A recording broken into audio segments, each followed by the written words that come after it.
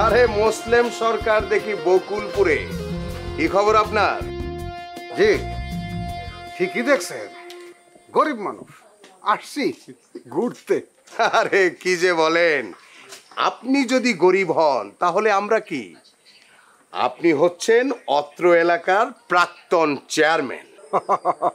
ঠিকই বলছেন আপনি, প্রাক্তন, বর্তমান না। বর্তমান হইলে বিত্তবান কইতেন। ভালো বলেছেন। তার মানে আপনি বলতে চান সব বর্তমান চেয়ারম্যানই বিত্তবান? হইব না কেন, কানা গলি রাস্তাঘাট সব কিছুই তো তার চেনা জানা নখদর পেয়ে।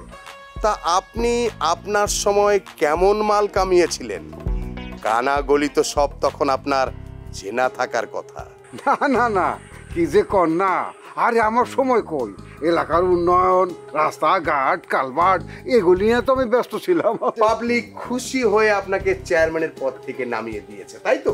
না না, আরে সেইটা না, মনে করো যে এটা আমার বিরুদ্ধে একটা ষড়যন্ত্র। আন্তর্জাতিক মানসম্পন্ন টেম্পার গ্লাসের ওয়ালটন গ্যাস স্টোভ, আপনার রান্নাঘরের পারফেক্ট পার্টনার।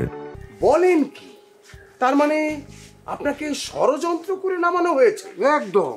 কিন্তু আমি তো শুনেছি বিভিন্ন দুর্নীতির কারণে পাবলিক খেপে গিয়ে আপনাকে চেয়ারম্যানের পদ থেকে সরিয়ে দিয়েছে। আপনার আসলে এসআই সাহেব ভুল বোঝান হয়েছে। আরে ভুলটা আপনার কানে কে দিছে এটাও আমি জানি, আব্বাস চেয়ারম্যান সাহেব। না, আব্বাস চেয়ারম্যান না, এলাকার সাধারণ মানুষরা। আপনি যদি মনে করেন আইনের লোক বোকা, তাহলে আপনি ভুল করবেন। আমরা পুলিশের লোক যখন যেখানে যাই তার আশেপাশে সকল কিছু আমাদের নখদর্পণে থাকে।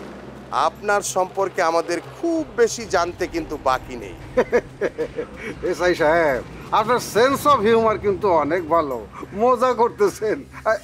জায়গা আজকে আমার একটা জরুরি আবার মিটিং রয়ে গেছে, নাইলে আপনার লগে পয়সা গল্প গুজব করতাম, চা খাইতাম। তবে নেক্সটে যেদিন আপনার সাথে আমার দেখা হবে ওই দিন কিন্তু সময় দেওয়ার লাগবো, বসে একটু গল্প গুজব করবো, চা খাম।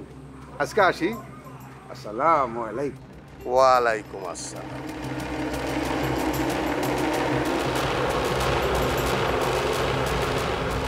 যাও মুসলিম সরকার, যাও। সময় মতো তোমার ঘাড় কি করে চেপে ধরতে হয় তা আমি মুজাহিদ খুব ভালো করে জানি।